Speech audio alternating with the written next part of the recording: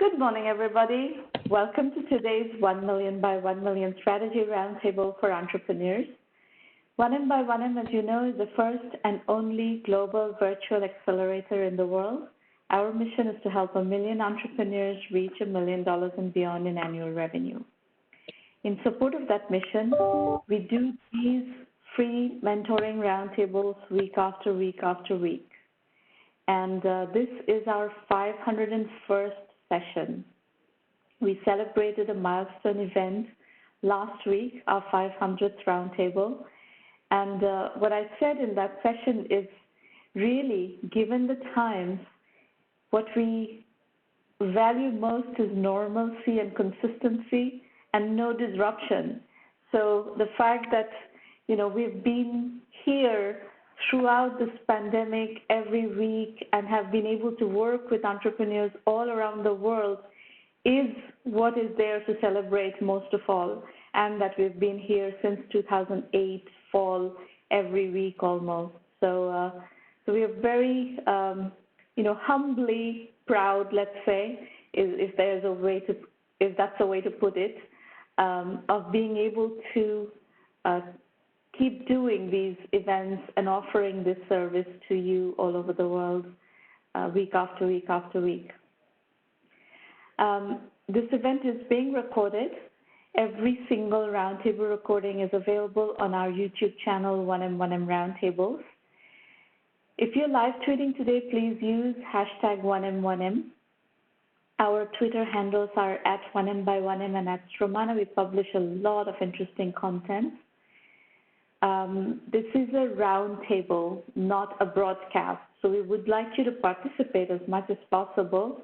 And for that, the call-in line is on your screen. I will put that up a bit later. So in the meantime, while we do the scheduled programming, please interact through the public chat. Set your chat to send to all participants, send to everyone.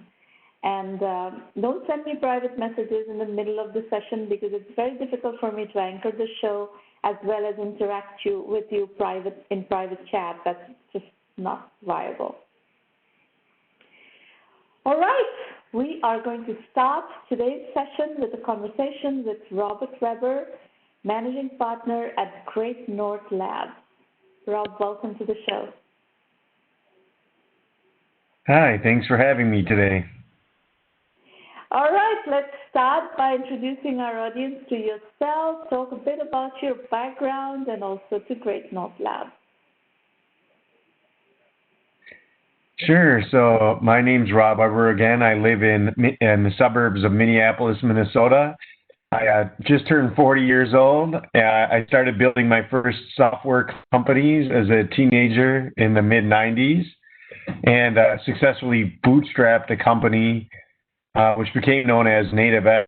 At our peak in 2012, my twin brother Ryan and I, we achieved 70 million in revenue and 10 million in EBITDA. We had multiple exit events from this startup. The only money we raised was a small $320,000 angel round back in 2000, right in the dot-com bust. So we kind of learned a thing or two about resiliency, going through that recession, which is kind of relevant, I think, today. But when we had our first exit event at age 25, my twin brother Ryan and I formed a family office, began making early stage investments into kind of local and regional tech entrepreneurs. And, once we exited the last of our operating business, we decided it's actually been 3 years ago to launch our debut fund, Great North Labs, with partners. So it's a $23.7 million debut fund. We focus investing in startups that are headquartered in Minnesota and across the kind of Great Lakes, upper Midwest region of the U.S., although we can invest anywhere. We typically make our first investments in startups during their seed rounds with a check size ranging from $250,000 to $1 million, occasionally investing in follow-on Series A and B rounds. Talk a bit about what kinds of companies do you like to invest in? Sure. We invest in technology and technology-enabled service companies. Typically, we're pretty open-minded. I had some experience in B2C as well as sort of B2B. So we will invest in B2B and B2C. I would say the most common business models that we tend to see are more, enterprise SaaS, as well as online marketplaces, and every once in a while, it's consumer or social. Okay. And define for us seed investing, because, I'm sure you remember in the earlier phase of venture capital, for me, in the mid-90s, the beginning of the internet, it was seed and Series A. Today, it's pre-seed, it's friends and family, pre-seed, seed, post-seed, pre-Series A, Series A, small Series A, large Series A. The seed capital investing has, fragmented. So what is your world view of seed investing? And most importantly, what do you like to see as proof points in the deals that you are comfortable going into? And maybe you want to take it as B2B and B2C separately. Yeah, I think for us, what we mean by seed stage is we're looking for startups that are post-product launch. And I always think of, a startup's journey going through, different phases. The earliest phase I consider to be kind of experimentation and incubation. And we don't typically invest in that stage, but rather we're looking, post-product launch as a startup is kind of an early scale-up or growth mode. We're looking to see evidence of at least one scalable customer acquisition method. And so that's really what we mean. I mean, often the companies we invest in are, somewhere between, $10,000 in monthly revenue, or maybe as much as $100,000 in monthly revenue. But we don't really care so much about how much revenue they have. It's more about the qualitative aspects. Do they have scalable customer acquisition? Is it something they can repeat and show us? So we're a fund that is largely started by founders for founders. We have about 40 of the most successful founders and operators in our surrounding region who have come together to launch this fund. And we think that's, so from, that standpoint, the founders involved in our fund have all scaled successful companies across different industries and verticals with using technology. And so, we're really, looking to share kind of perspective on scaling, from actual entrepreneurs who have been there and done that before.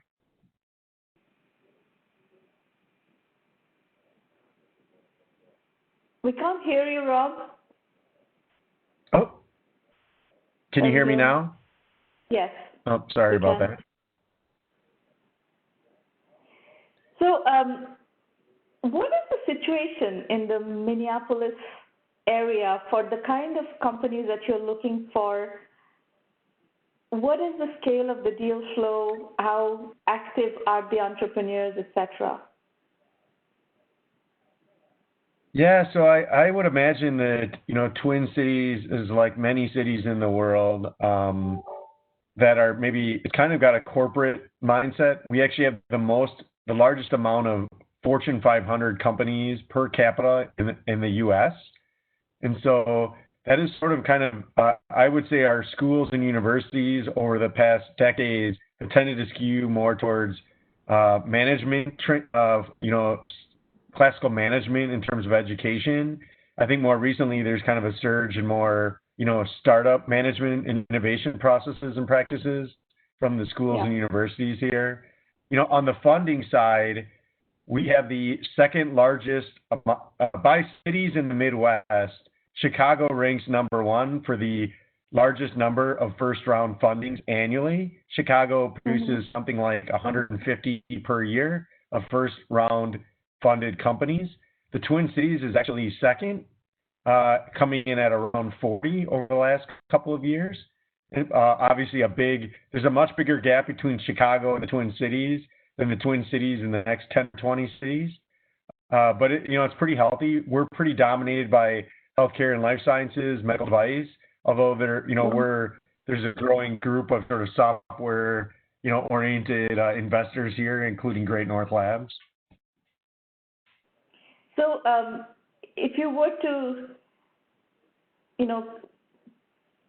assess how many companies in your sweet spot are operating at this point, how many would that be? I think in the Twin Cities, it's in the dozens, maybe. Yeah, I would say, but we look at deals all around the region, so that's definitely in many hundreds. Okay. All right. Interesting. Let's talk about a few of the companies that you have invested in. And as you're, describing some of the case studies, talk about when they came to you, what did they have, how did you find them, or how did they find you, and what was it about them that compelled you to write those checks? Sure, happy to. So in terms of our current fund, because it's a relatively newer fund, our average hold is 16 months. So it's a little too early to kind of share the whole journey. But as I mentioned, I had a pre-fund track record along with my partner, Ryan, that goes back 10 plus years. So maybe I can share 3 stories from that. One of them is a company in Minneapolis called Field Nation. Field Nation is the North American leader in sourcing field IT workers. So also based out of Minneapolis is a company called Best Buy. They acquired a services company that was also started here called Geek Squad. I'm not sure where everyone who's listening in the world is, but Geek Squad was a W-2 platform for field IT service work. And it's really become an anchor to the growth of Best Buy over the last decade or two as they transitioned away from pure retail model to services revenues. Well, Field Nation is like the Uber of field IT workers. They are the leader in North America. It's a 1099 kind of worker platform, and we funded that one about 12 years ago. The founder, Mainul Khan, is an immigrant to the U.S. He was actually my brother's computer science lab partner at a local state university known as St. Cloud State.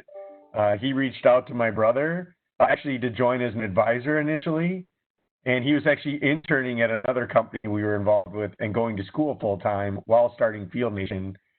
We invested $100,000 along with bringing on one friend who joined for $100,000, and we helped Mainul bootstrap that company for 7 years until he raised a $30 million kind of growth and recapitalization round. We've since exited much of our position to the private equity later stage fund. There are a couple of other ones. Atlanta, Georgia, we invested in a founder named Shahar who started a music licensing tracking technology called Neurotic Media. We sold that company to Peloton in 2008.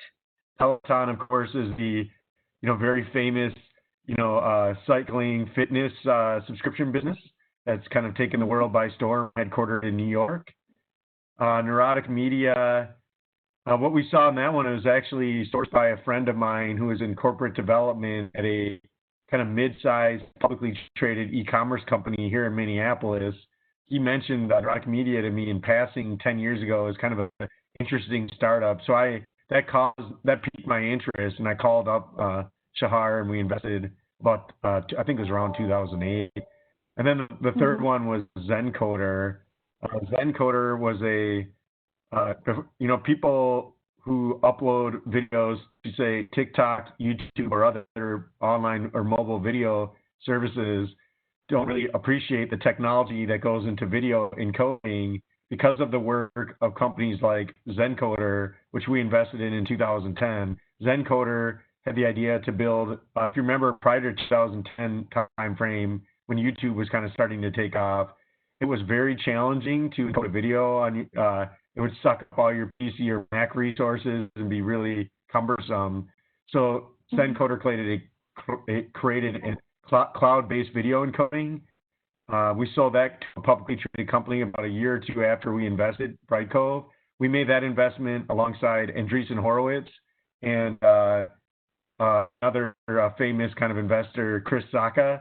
So it's kind of interesting. Zencoder at the time was based out of Minneapolis and Madison, Wisconsin, although they went through one of the early Y Combinator classes.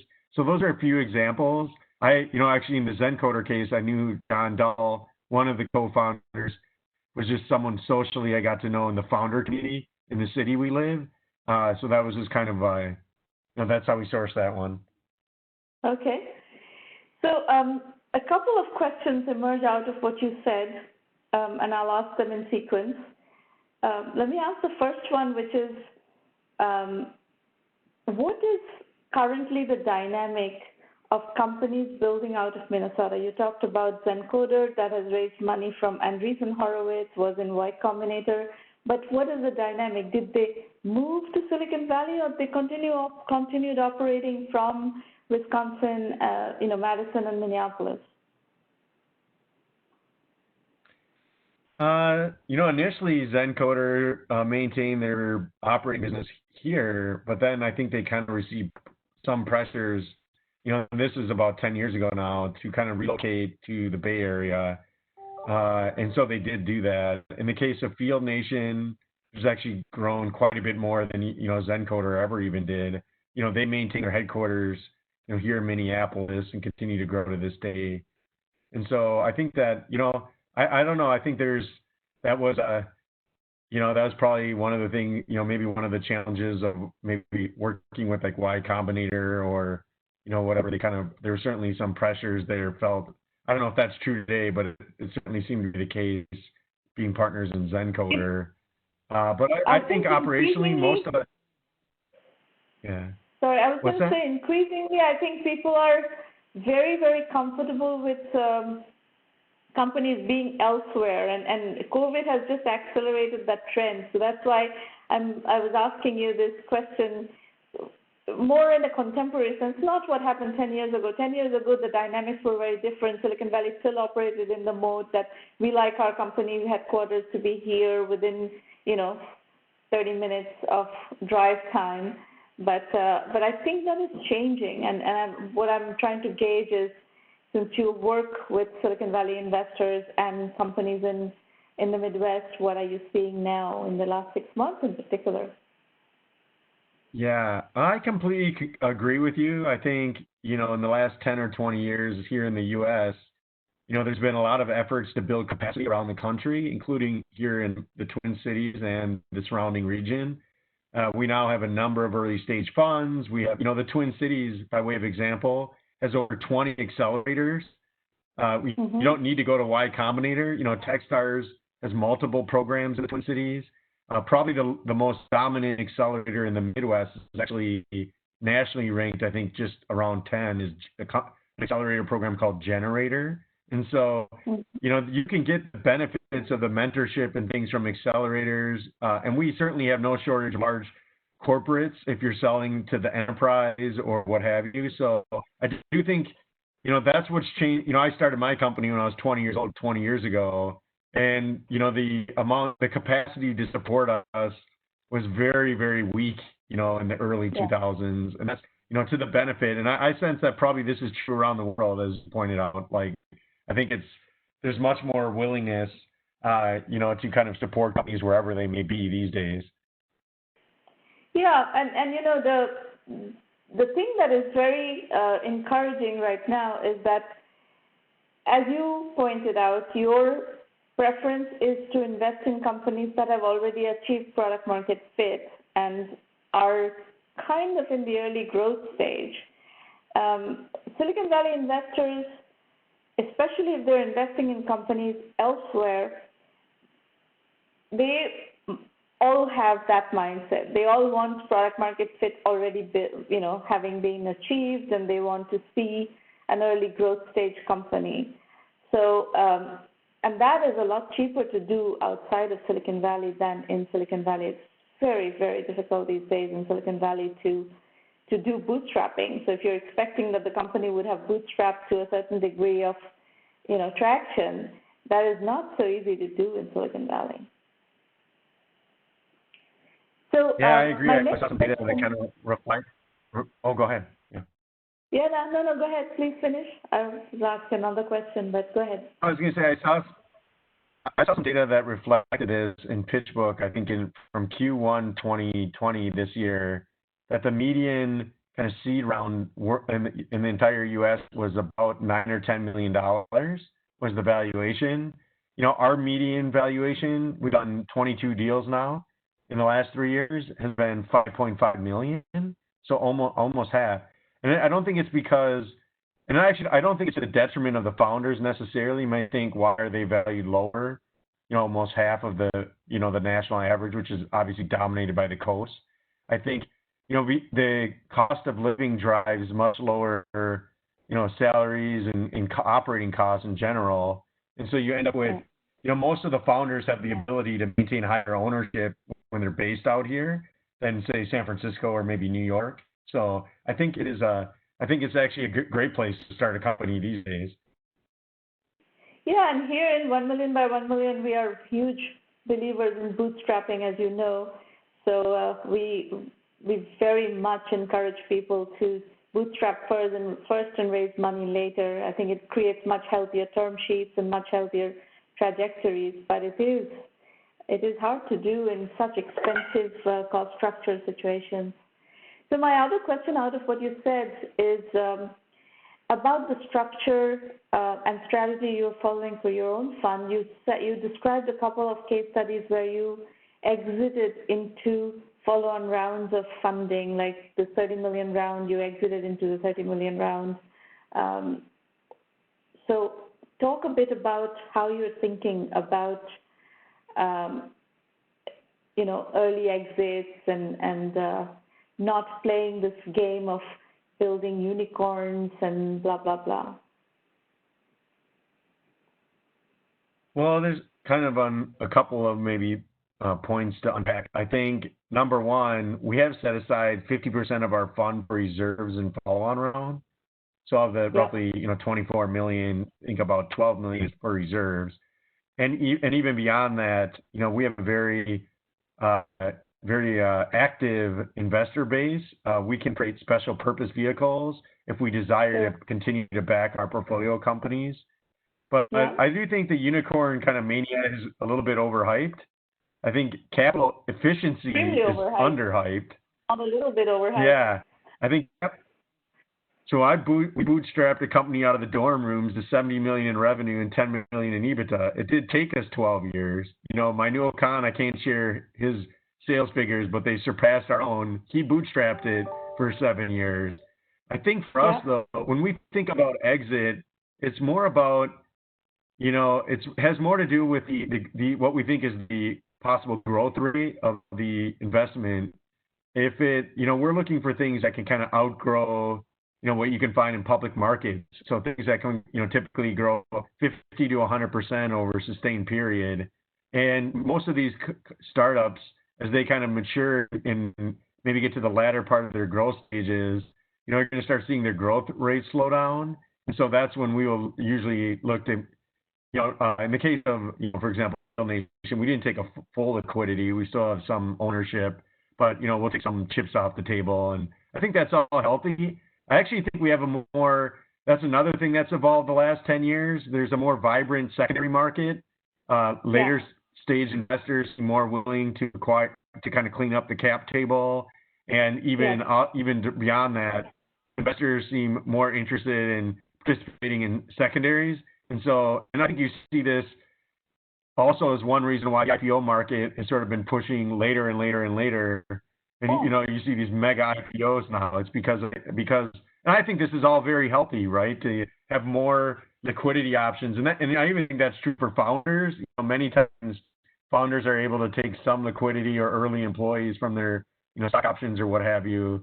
And I think that's all really healthy to kind of just help them with their own risk and personal well-being. Yeah. And, these larger funds can start investing only at like 5 million, 7 million check sizes, which means that they're, coming in much later in the game. And it takes a while to get that early bootstrapping phase going. And the investment world is completely segmenting into the ones who play in that early stage versus the ones who play in the later stage. And I think the phenomenon that you're describing is, I'm seeing more and more of that, is that, people play the early stage and then exit into the Series A or Series B, and that's a perfectly fine fund strategy for a small fund. Yeah, I totally agree. Great. Good to have a view into your part of the world. Rob, I hear that you're going to stay for the pitches, so let's listen to some entrepreneurs. Sounds great. Thank you for having me, and I look forward to hearing from the founders. Absolutely, a pleasure. Folks, those of you who are going to pitch today or later on another session, just want to set some expectations. This is a safe working session. We're completely on your side. We are going to give you feedback based on our experiences. You can agree, disagree with that feedback. All we ask is you consider that feedback and decide how you want to play those issues. Remember one thing, not all businesses can raise money. Not all businesses can raise money right away. And raising money doesn't guarantee success. So don't be obsessed about raising venture capital. All right, we start with Hugo Gallegos. Hugo, can you unmute your line and talk about what you're working on?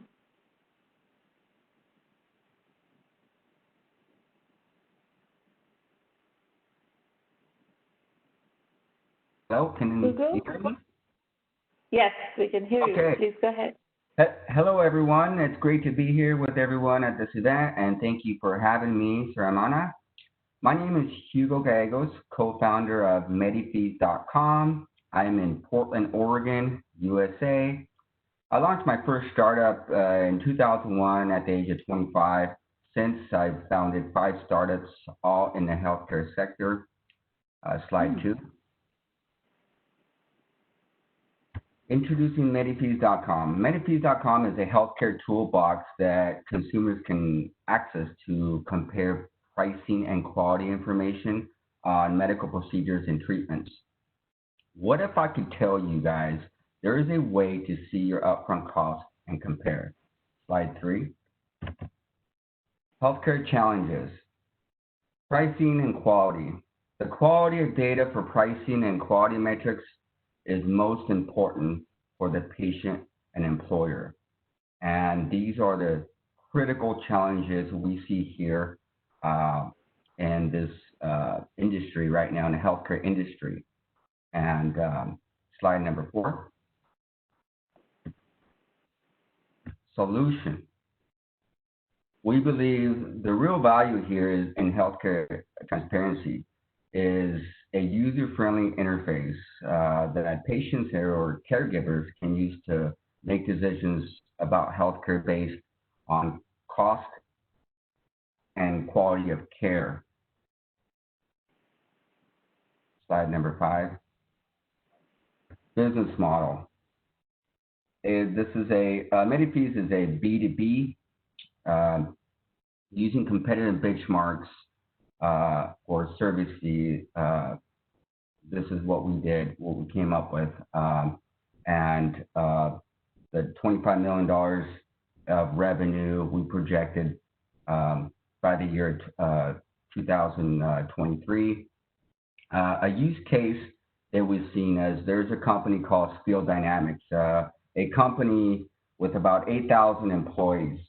They achieved a 1.5% reduction in medical costs by using a healthcare transparency payer claims service, such as what we vision Medifees.com one day will be. Slide number 6. Hugo, can you stay on the slide for a second? I'm not sure I completely understand what you're trying to say here. Okay. You want to sell your solution as a SaaS subscription model to employers with 10,000 plus employees. Is that what you're saying? Correct. That is our target. That's our target with 10,000. These employers are what we call I'll explain in another slide, but employers are self-insured, which they accept all risk. And these types of employers usually who have, there's about 1,000 of them. And like I said, they have around 10,000 or so more employees. Some have less, but they can actually, through contracts and whatnot, they can have other platforms or SaaS services like what we plan to provide integrated into their systems, whereas to many other fully insured employers, which is two different things, they're under contracts through insurers. So they're not acceptable to actually having these services like what we plan to do. And so that's how we came up. And so we used, so we're targeting, our targets are these employers who are what they call self-insured. And that is, yeah. One second, Hugo. Your expectation is that each of these will pay you $25,000 okay. Yes. monthly? Yes, we use this benchmarks based on our competitors currently, which you'll see in other slides, is what they're charging some of these employers, whether it be in Walmart or a Fortune 500 company that we've seen. Walmart actually is one of them to one of our competitors. And this is actually 25 is like the minimum. Usually it's average, that is. Sometimes it's more. Works out to be about $300,000 a year. And basically for an API that plugs into their system so that their employees can actually have the platform, so their employees can actually access and compare pricing, information, and quality. And so yes, it is the 35K. Go ahead. Do you have any customers right now? No, we don't. We're a pre-revenue. We don't have any customers right now. And these are benchmarks that we use just on what we vision and what our competitors are doing. But of course, I'll explain that in some other slides that we have. But we're taking a different approach in some of our patent pending core technology that we actually have. And so, yeah, and that's, we're pre-revenue. Is the product ready? What's that? Is the product ready? No, we have an MVP right now, and I'll explain that in these other slides, but there is an MVP. We modeled the Medicare, and we don't have, but we do have an MVP where actually, you know, you can search the whole 9 yards, but our product is not ready to actually to target or to attract clients, that is. So my one feedback from this slide, if your product is not ready yet and you don't have any customers yet at the end of 2020, I don't think you're going to make 25 million in revenue by 2023. It's just not viable to get to those numbers that quickly. Yeah. Because enterprise scaling takes a lot of work. It's long sales cycles and so on and so forth. So I have a hard time believing that with no customer at the end of 2020 and in a depressed business environment, you're going to get to 25 million in 3 years. That's most likely not going to happen. Rob, what do you think?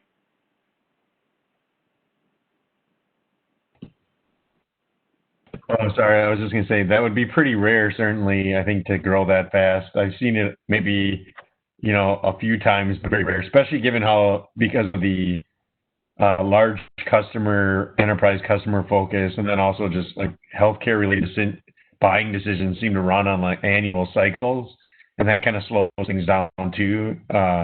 So yeah, I would concur, but I guess always hard to say, but I think you're probably right. So, Hugo, why don't we go to your questions? What brings you here? What question do you have? Okay, so well, on these, can I go through some of the other slides, or is it too late? We need to move. We have 4 presenters, so let's just move quickly. Okay. So yeah, those projections were, you know, obviously we took a late start this year, but yeah. So we have, and I think, you know, I appreciate the feedback. You know, we're doing a B2B instead of an enterprise, which is 2 different things. Enterprise is scaled really high. But yeah, these I think it will take some time. But our key right now is actually getting, like you mentioned, our first customer, and that's because of the industry that we're in. And payer claims is very expensive into terms of licensing this data out. So, but what do you? So with this, we don't have. I mean, we're, like I said, we're a pre-revenue. You know, we've already acquired. We've been bootstrapping for 6 years. We've acquired one startup due to its patent pending core technology that actually is based on quality metrics. So, so instead of actually seeking funding early on, we bootstrapped. And what do you, Ramana, what do you recommend we, you know, right now, like I said, we've been bootstrapping and we're ready to go. We've been ready to go. And, but because of our situation and our business model, we have to scale to what they call payer claims. And this is licensing this particular data set, very expensive. What do you recommend?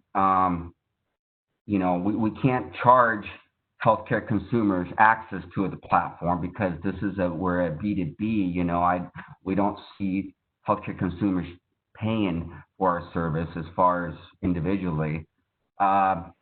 What do you think is what would be ideal for our next step? We've got to close a customer. If your business model is selling to large enterprises, so you're going to need to close a large enterprise customer, one or two large enterprise customers. Otherwise, investors are not going to buy into this. I don't think this is in a fundable condition at the moment. So, I mean, very rapidly, without banking on financing, you're going to need to close customers. Okay. Okay. That's my input. I don't think it's, assuming that you can fund this company right now, just because you have been at it for 6 years, doesn't help. Yes, you've been at it for 6 years, but you don't have a single customer. So that doesn't create the case for a financing round. Okay. Okay. All right. Okay. Thank you. Good luck. Okay, thank you. All right, Muyideen Ayinla from Nigeria, you are up next. Could you please unmute and tell us what you're working on? Oh, good evening. I hope you can hear me clearly, ma'am. I hope you can hear me. Yes, we can hear you. Please go ahead. Okay, thank you very much for the opportunity. My name is Muyideen Ayinla. I'm from Lagos, Nigeria, and I'm the founder of Halalworkchop. And what I'm quite presenting today is my business, my startup, which is basically called Halalworkchop. Now, what we're doing here is just basically an e-commerce model, in which we're trying to reach out to various producers who are in the local market here in Nigeria. Because Halalworkchop, we have a 4-piece model, which has to do with the next slide, please. The Halalworkchop dream now has to do with we're talking about having to integrate finance, advertisement, as well as various means of making goods and services available to individuals in the market. Now, but Halalworkchop was founded in 2017, and then we operated on WhatsApp as a social media platform then. So we were offering our services for free, wherein individuals can come up online and display their products and services, most especially those who are local business owners in Nigeria here. So what we're basically doing is that we're trying to look at 4 core areas of e-commerce: finance and investment, content development, and advertisement.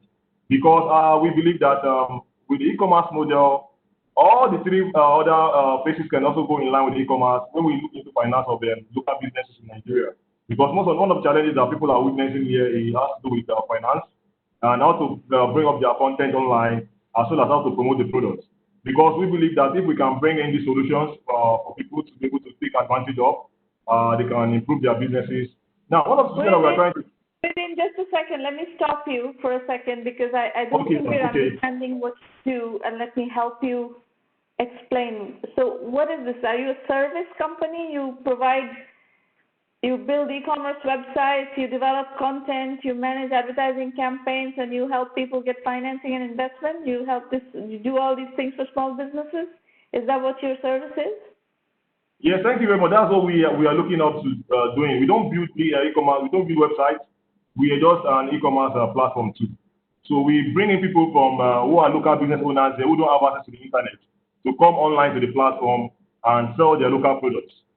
So that's what we do. Do you have customers? Yes, we do. We do have clients. Yes, we have. Yes, we do. So this is also what we call the Halalworkchop way. So we're trying to integrate having to finance businesses in case they are having problem of having to finance their business. Also helping them to develop content. So we want to help them develop content to create awareness for the international market so that they can have the awareness required.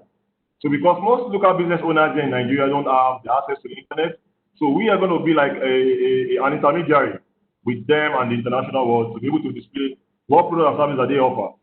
So that's why we are doing this. We are providing this wheel to help them to, number one, create the awareness.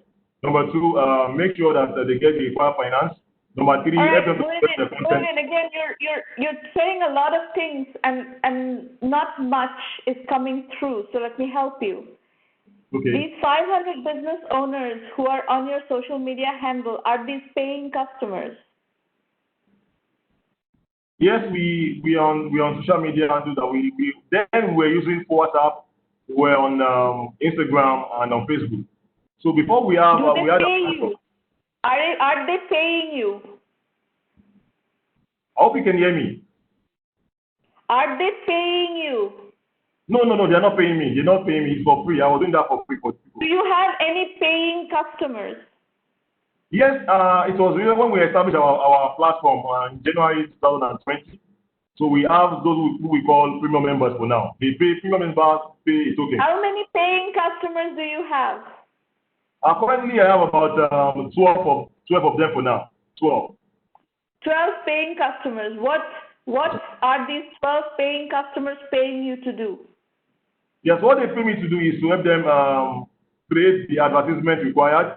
I help them to promote their products on WhatsApp, and I help them to do some graphic designs for their web, for their products. So it's a digital marketing service. So you're operating pretty much as a digital marketing services Yes, we do. Yes, company so far. Yes, we offer. But you want to do something else? Yeah, what we do is that we also have our own product that we are trying to bring online too. We are trying to help others. We also want to help ourselves too. So we want to sell also online, and we need to bring some products, local products online too, so that we're going to buy them, bring them online and sell. Then also we're going to also help other people that are trying to come online, and we are going to serve as a platform for them to be able to create awareness for their products. So that's what we're basically doing. And we believe that by helping others, we can also achieve our aims too. So we want to be able to create the required services by selling and creating services, and also help make things easy for the consumers. So that's basically what we're trying to achieve. And there's a very huge market for the e-commerce business in Nigeria, and we have our competitors too, like Jumia, PayPal, DD, OLS, Konga, and the others.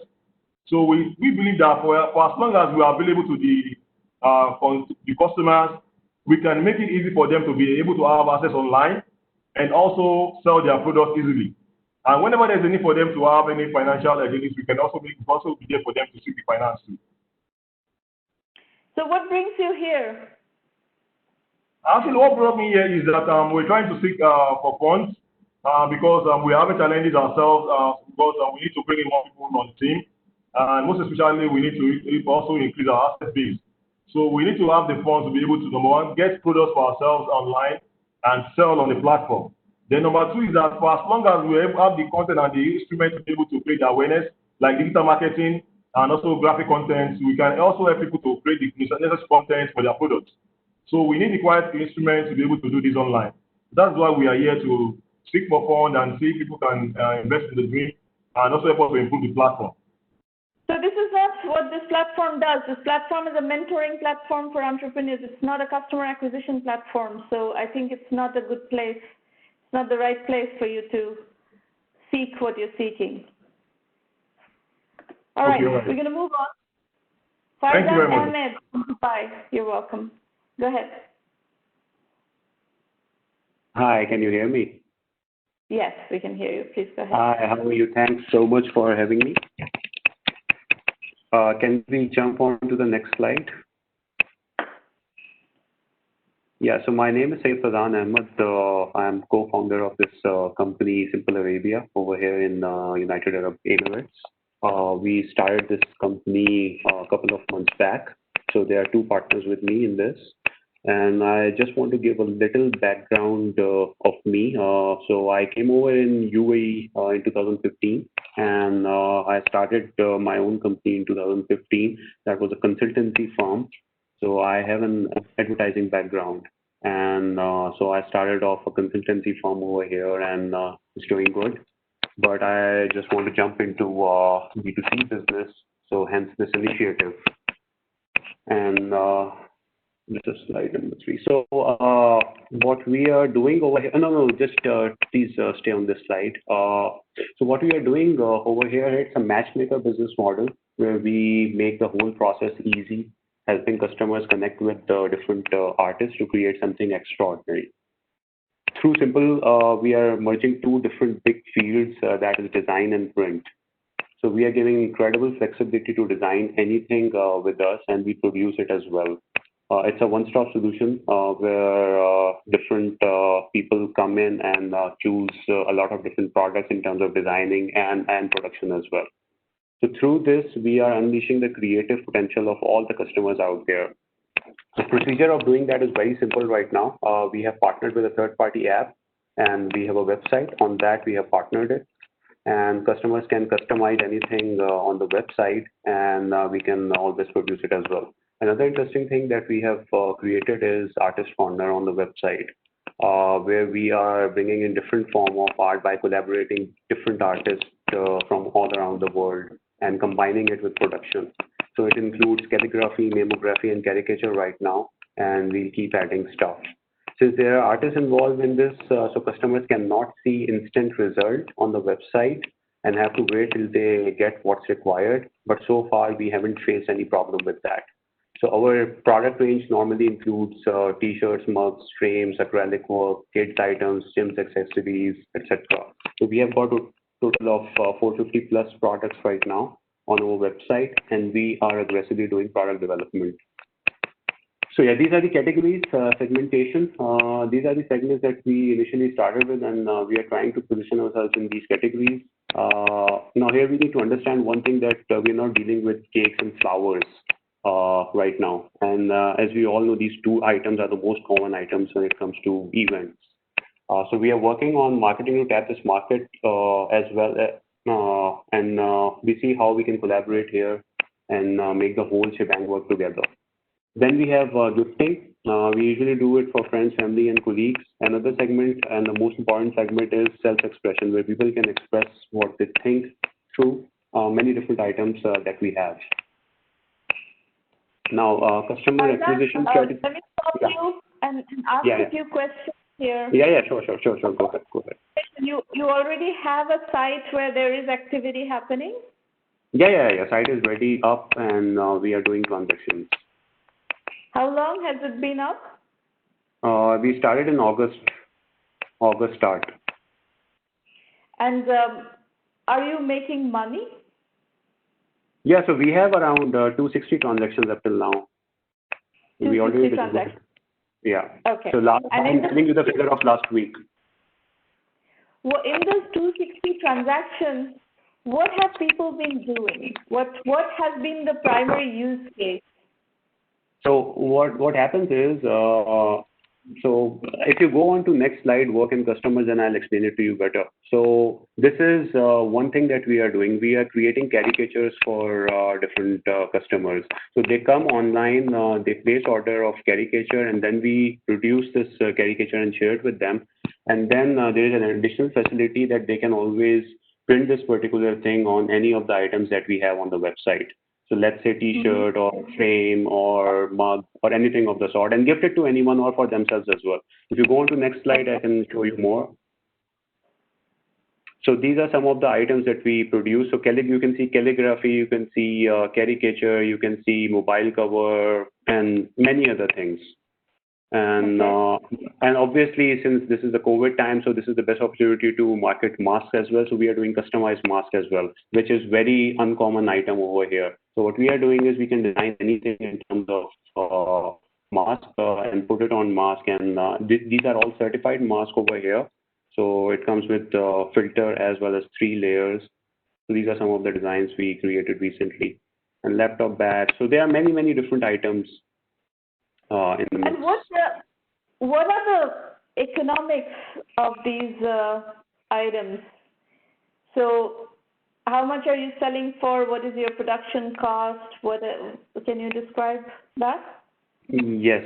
So usually we keep 30% of the margin in the overall service, because everything we are just playing a mediator's role. So we have artists on board and we have production houses on board. So we charge 30% straight for the service on each and every item. But obviously the times are tough right now, so we are passing on a lot of discounts in the start just to penetrate the market and just to make sure that. That 30% also has to finance the customer acquisition cost, yeah? Sorry? That 30% operating margin or gross margin has to finance your customer acquisition costs and your operational costs. Yes, yes. So talk about customer acquisition. Where are these people finding you from, and what does it cost you to acquire these customers? So right now, our marketing tool is very, very focused. We are exploring different social media platforms, Instagram being number 1, Facebook, and obviously B2B selling is going alongside that.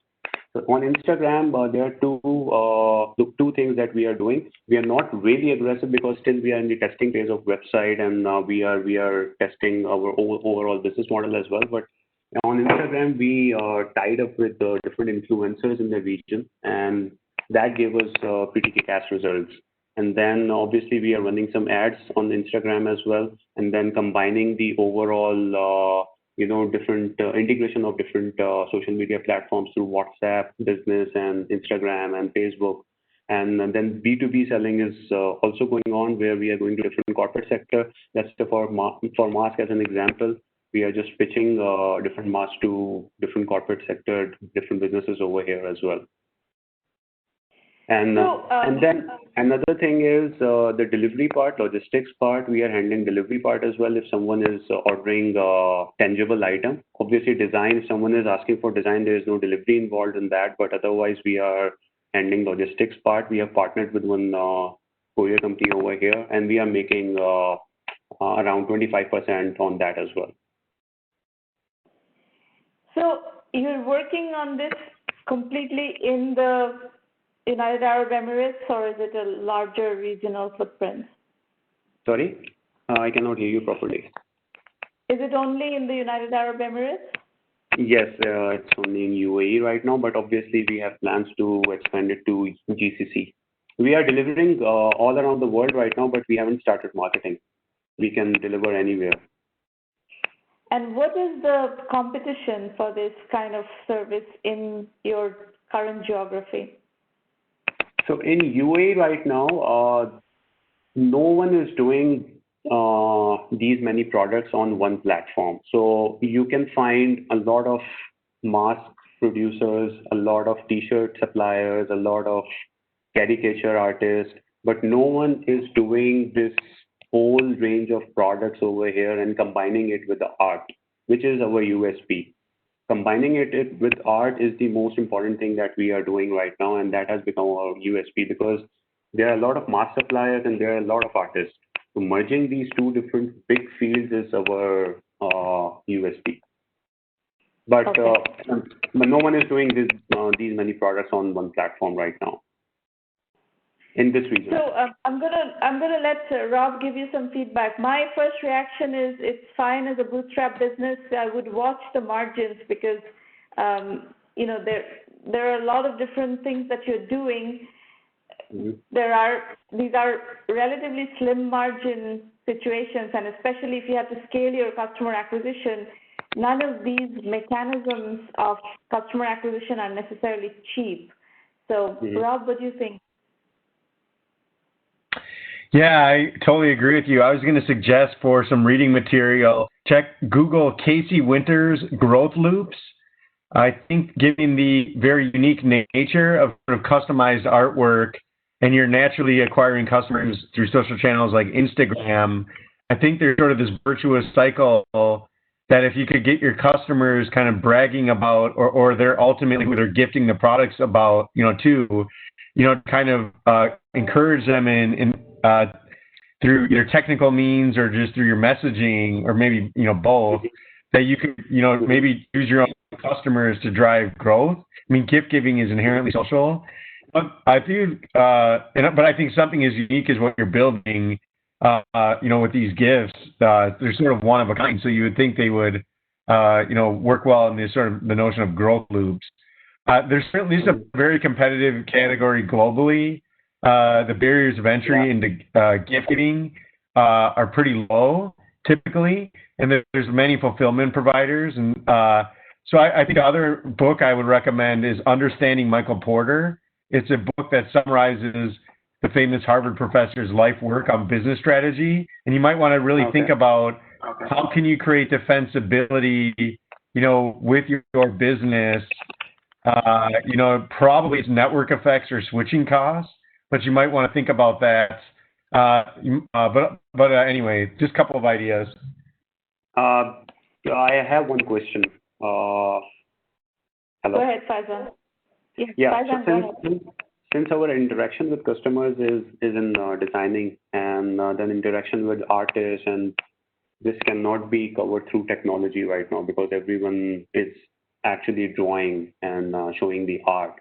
In this way, we won't be able to scale this business. That's what the biggest worry right now for me. So do you think it's wise to become a platform and bring artists on stage at this point so they can communicate directly and we multiply our customers? I don't completely understand the question. What's happening right now is we are getting inquiries, and we deal with those inquiries. We have customer service, and then we deal with artists. And after getting the work done, we share with our customers and then deliver it. So obviously, when interaction. I see what you're saying. So no, I don't think that is at all scalable. You have to look at the way marketplaces operate, self-serving marketplaces. You have to put this business on a marketplace model and take a marketplace commission. I think that is a more scalable model. If you want to get all these things done and you have to handle all the customer service and all that, I don't think it's a scalable model at all. Mm-hmm. Okay. Thank you so much. You're welcome. Lovely Ghristi Zega from Darmstadt, Germany. Wow, what an international group today. Go on. You want to unmute your line?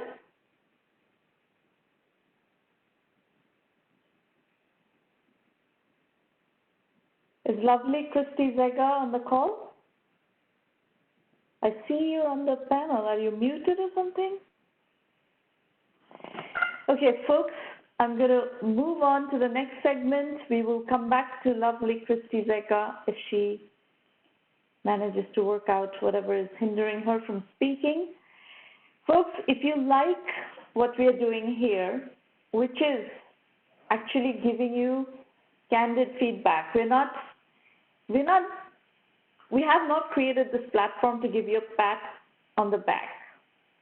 This is really for giving you feedback on what you're doing, how you're doing what you're doing, and how to, tweak your strategy. If you've made wrong assumptions, we will tell you that. If we think there's something that we don't think is going to work, we'll tell you that. If you're doing something that we agree with, we will tell you that as well. But it's really to brainstorm about roadblocks and how to go around those roadblocks, right? We just had this conversation with Faizan around business model and delivery model. These are the kinds of serious business strategy issues that we deal with here. Now, there's somebody called Sabir Nelly who's sending me a bunch of private messages saying that you are ready. I have no idea what you're talking about. Please don't send me private messages. Your coordinator for the event, the producer for the event is Maureen Kelly. And do not send me private messages. I can do absolutely nothing at the moment if you send me private messages. All right. So I'm going to give you pointers to the resources that you can use to, go further beyond today's session from 1 million by 1 million. Everything starts at 1Mby1M.com. So we have a free blog, which is very, very rich with case studies. We have thousands of case studies, and you can learn, how other entrepreneurs have done different aspects of their entrepreneurial journey. And there are over 100 unicorn companies, 400 plus venture funded companies, 400 plus bootstrap companies, and their case studies. So you'll find incredible amount of inspirational and educational material available on the blog for free. So that's a very good place to start. The Entrepreneur Journeys book series is built on top of the blog material. These are synthesis, topic by topic synthesis of different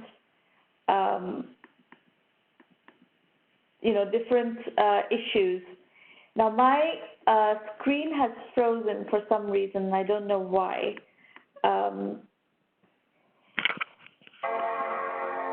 So Maureen, can you guys hear me? Maureen, if you could unmute your line and work with me audio-wise, I will just work through this on audio at this point. I've been logged out of the system, basically, of WebEx.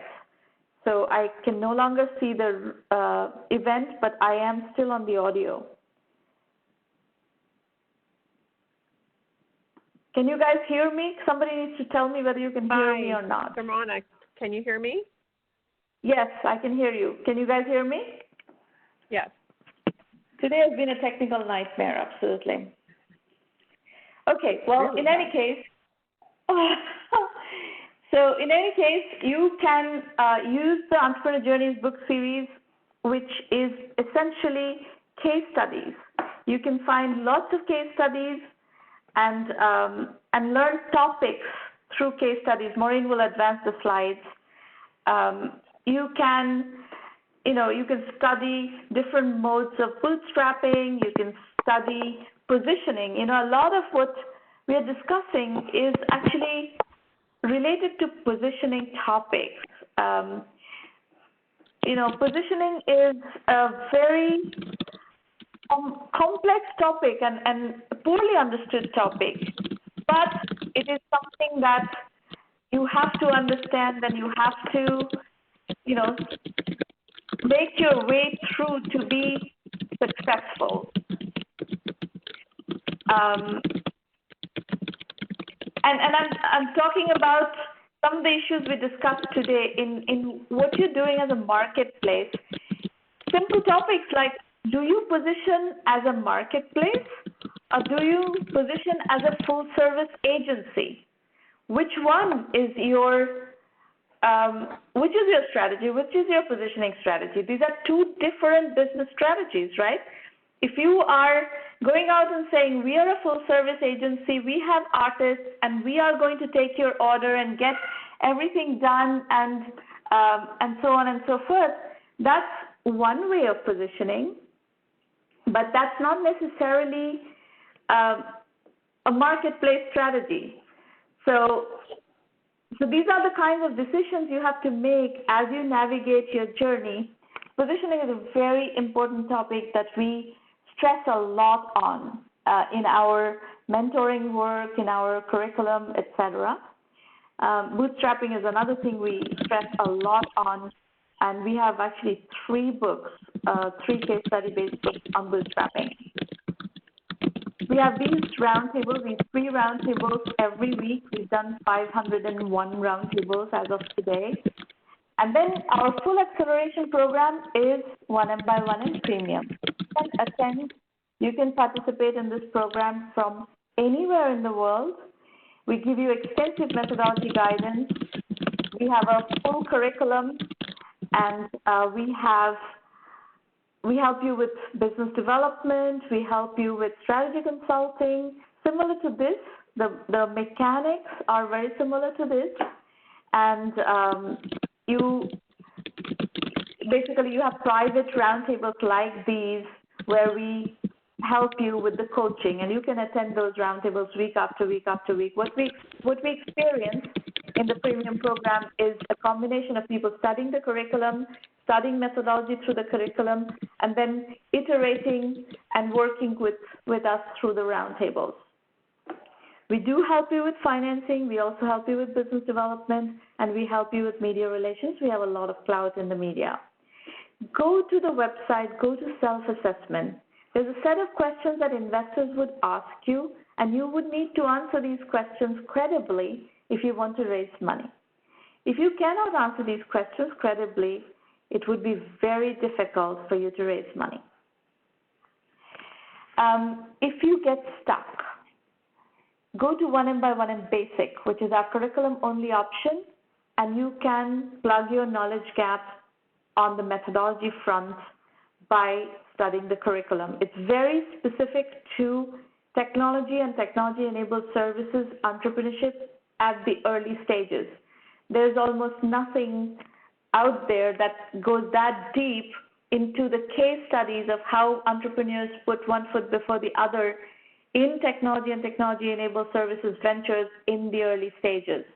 So it's a unique curriculum that gives you an efficient way of learning what you need to learn. You can learn, through big strategy books that are more generic, but this is very specific to technology and technology-enabled services entrepreneurship, especially relating to the early stages. Premium program is described at length. Basic program is described at length. Lots of FAQs, video FAQs on the website. Go dig around. The curriculum is described in full, all the modules of what we have, and there are sub-modules obviously in each of these, but the top level is described at length.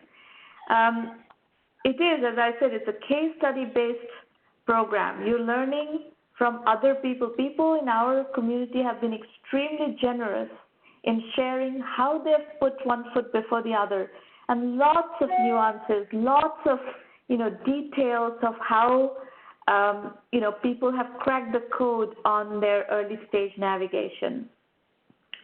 The methodology is lean, capital efficient, bootstrap startups. We are almost invariably advising you to not assume that you can raise money until you achieve product market fit and some idea about how you're going to acquire customers in a high velocity model.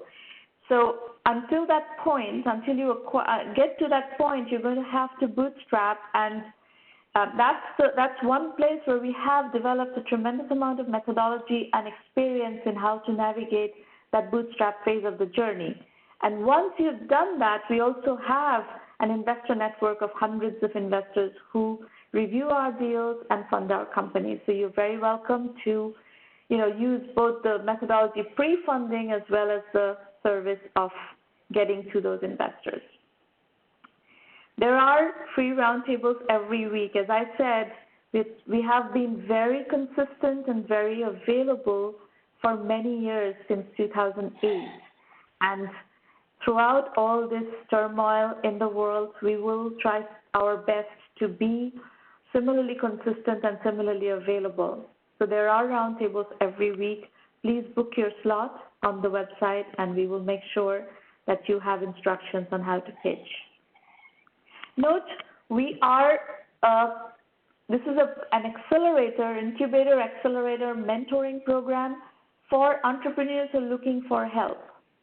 This is not where you come because you want to advertise your company. This is not what this platform is about.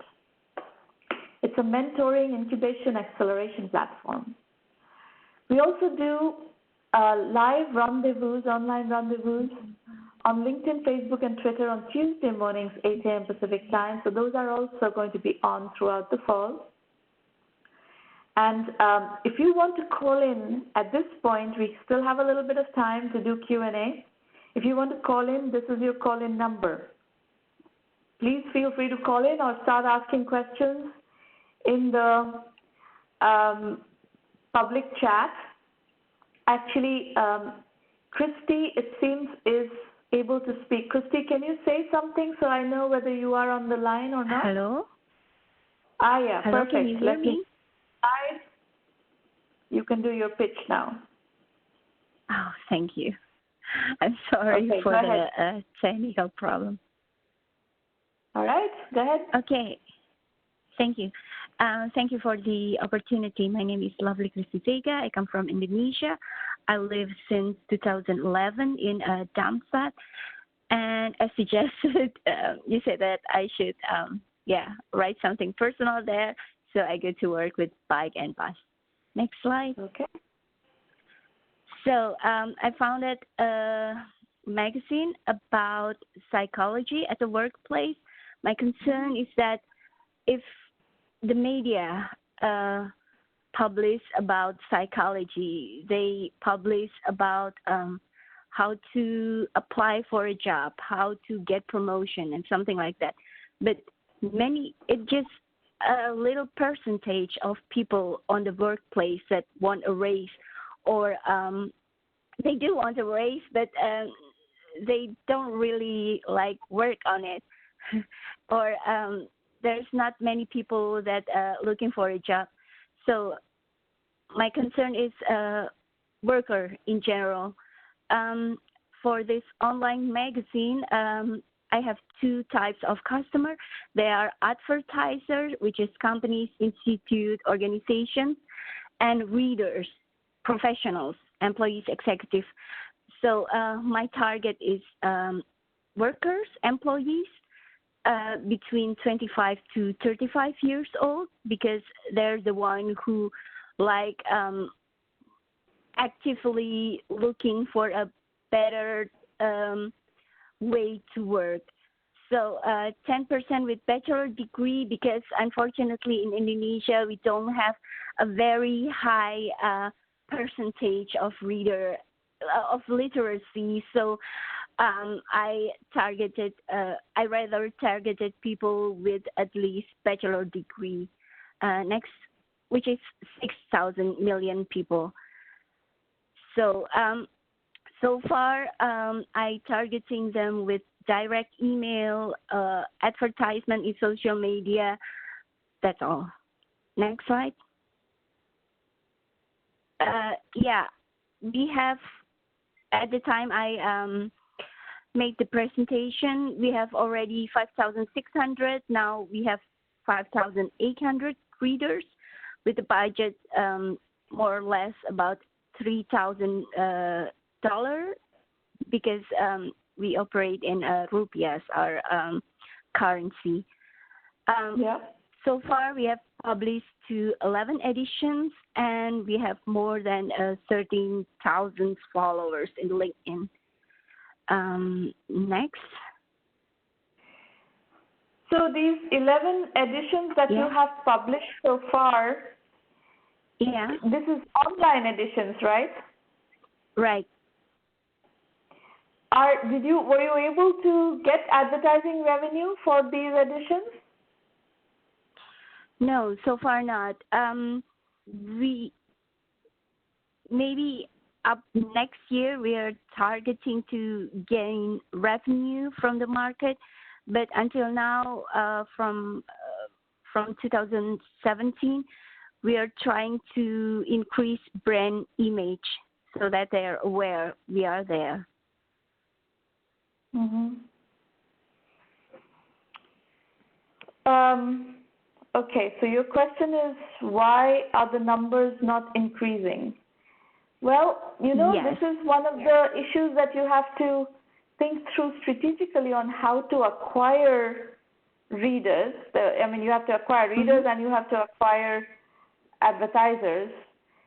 So, and it is a chicken and egg. Advertisers will advertise if you have lots of readers, and getting to lots of readers is no small task. So currently, how are you acquiring readers?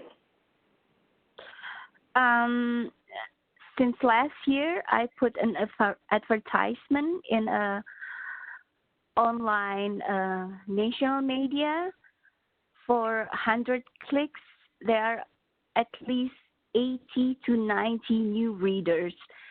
it means that there are a high interest in that magazine because in the first year I just gained like less than 1,000 readers. In the second year, I gained almost 3,000 readers, and at the end of the years, I want to achieve like more than 7,000 readers. And what does it cost you to run these ads? It cost me is about in dollar. It's about $10 or something per advertisement. $10 to acquire 80 readers. Is that what you're saying? Yes. And are these sticky readers when they click through and come to your website? Are these people who are they staying and staying for a while, staying for edition after edition, or are they they bounce off? They're not staying edition per edition. So they're visiting the magazine. They read the magazine also, but they don't become a subscriber. Are you offering subscriptions? Yes. So you are trying to figure out if people are willing to subscribe to your magazine and whether people are willing to advertise in your magazine. That's your business model. You know, the problem is that on the internet, people have become so used to everything being free, they don't like to pay for content. Very few media properties on the internet actually succeed in selling subscriptions, and the ones who do are very, very well-known, well-established sites like The Economist, The Wall Street Journal, and a handful of others, New York Times, and a handful of others. So it's I'm not going to, even though this may sound a bit discouraging, it's not easy to build a subscription website at this point. And it's also not used to build a business, a profitable business on the advertising business model with a bootstrap company, because you need a lot of users before you can convince advertisers to advertise. And that journey of getting to millions of users is a very expensive journey. So my gut reaction is that it will be very difficult to build this as a business. Let me ask Rob what he thinks. Okay.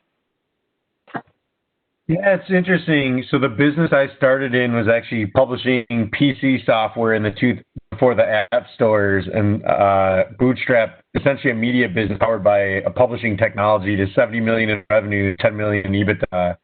I would say, what I've seen working in the media industry these days is really creating a media brand and following to drive some kind of e-commerce or other derivative kind of business model. The influence you can get by building a media following is sort of best monetized through commerce.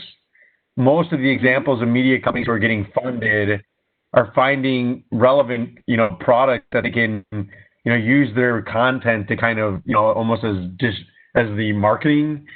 But you see, I totally agree. I think subscription-based media is really challenging given the amount of free content. But I think that's why you're seeing media brands turn to commerce, and selling products that are relevant to their audience as a more dominant business model these days. I'm sorry, it's a magazine about psychology at the workplace.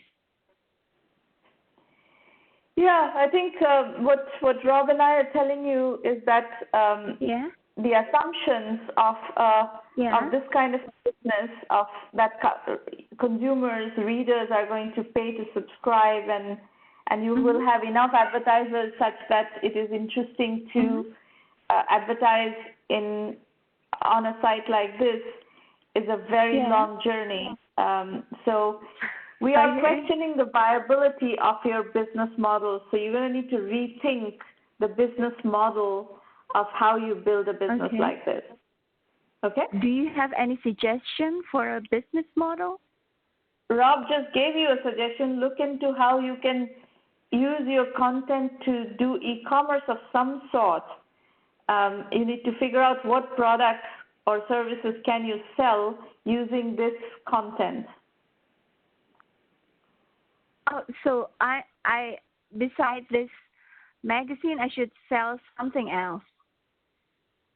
Yeah, you will not be able to sell subscriptions to this magazine. You kind of need to figure out products that can be sold to this audience who are interested in this kind of content. I think that's a pivot that you're going to need to make. That's a positioning change that you're going to need to make.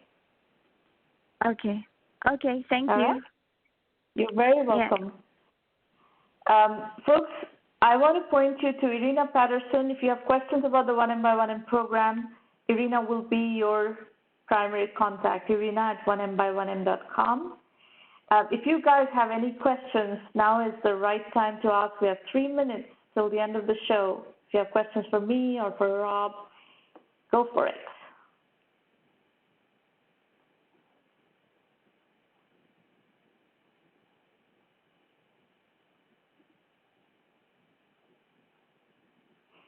So while you are thinking about what questions to ask, I want to comment a little bit on the slide that is on your screen right now. Deepak Balakrishna, CEO and co-founder of a company called Adya. He was a member of the 1M1M program, and we sold this company. We helped him sell this company to Qualys. I knew the CEO of Qualys and made the introduction, and we basically, it was a very early acquisition.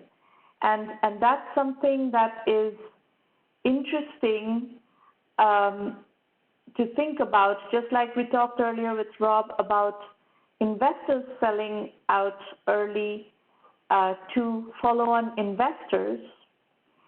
This is also something you may want to consider if you want to do a bootstrapping to exit strategy, or if you have a small amount of funding and you go straight into exit instead of raising Series A, Series B, Series C, you do seed funding perhaps, or pre-seed funding, get to product market fit and sell your company. That's also a successful way of playing a market, playing a niche market in particular. And that's what Deepak Balakrishna and his team did. Sabir, I don't think we have time to do another pitch today. We've done 4 pitches, so that's a lot. You can send your slides to Maureen, and she will schedule you for next week's session.